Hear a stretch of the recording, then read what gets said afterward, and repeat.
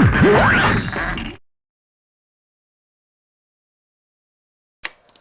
and welcome back to another video, and today we're taking a look at the new Astrocraft block known as a servo. So servos are a new component, I guess, added in the version 5 update of Astrocraft. So I'm just going to be showing the basics on them from what I've learned by messing with them for a few days. So first of all, they can be found right here in the Components tab, and essentially these are the turret rotors, but you can configure them a lot more, and they behave a bit differently. So you notice right off the bat, so this is a turret rotor, normal one, and that's a servo. So you can see they're already a lot thicker, and they're mostly the same visually besides that thickness.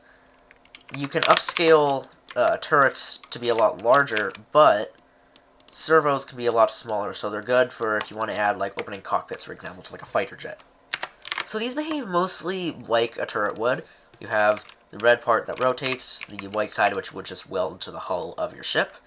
Except turrets are operated by its moving mouse. Here it's a bit different, so if we select it and then we press P or use the configure tool here, which before was only for engines and seeing the range of gravity generators, you can see a whole ton of stuff here. Now, when you first put one of these in, you put onto your ship, you attach it and everything to the control seat. It's not going to do anything. You're going to have to do a few things to get it to work first. So, of course, open this. First, you're going to want to set your control keys. It will not work without these. So these are essentially keybinds for moving it left and right. So you probably won't want to do A or D because those are ship controls. So you could do like R and T. You could do 1 and 2. Essentially, anything that's on your keyboard works. So in that sense, they're kind of like turrets that are operated by keybinds. So to get them to work, of course, you're going to want to have your control keys here. You're going to want to turn on lock. This will make it so when you're not using them, they'll just be static and they won't flop around like a turret that hasn't been connected, or a hinge. And then auto recenter, so that essentially means if you turn it and you let go of the key, it's going to go back to normal. Toggle, I have no idea what that does. And then here you can choose if you want to have limits. So here you're going to type in like the limits. So for example, it can only turn 180 degrees. That's kind of like the max on here. And it's like, of course, left and right, like your keybinds right here. So you're going to want to input the numbers and then just turn on limits. But I'm not going to do that just for the sake of this video. And now to get them to actually work, you're just going to add some values to the max torque and the servo speed. What I usually like to do is just have like 1,000 for each, or like 100. Something about that.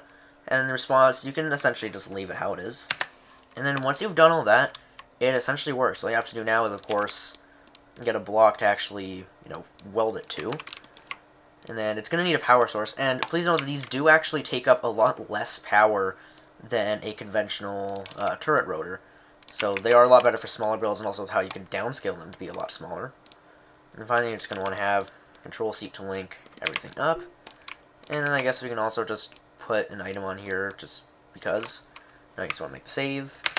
Let's type in here just servo. We'll create the blueprint. And now we can go into the universe. You can just load the build. Let's get it right here. I'm just going to anchor. And then we have it right here. So now if everything works properly, if I press 1, it'll turn. Press 2, it will also turn. It's not turning that much, and I think it's because I'm anchored. Yeah, there we go. So now you can see that it is turning a lot. If you want to turn faster, you can just turn up like the speed, the torque, and everything. Yeah, so that's essentially how to get one of these to work. Another cool thing is usually when you want to make like a transformable mecha or an opening cockpit with landing gear, you'd have to have like landing gear to kind of lock it into place. But here, it will just stop moving when you stop holding down the button. Like I'm holding down the 2 key on my keyboard right now. I let go, it stops moving. Of course, it will go back to its normal position if you actually activate that in the settings. But if you don't, then you can just turn it like that. Yeah, so that's just my very basic little tutorial on how to use servos. Of course, there's a lot more you can do with them. You can mess around with them. If you crank up the values on, like, everything, then you can do this and make this little merry-go-round of death.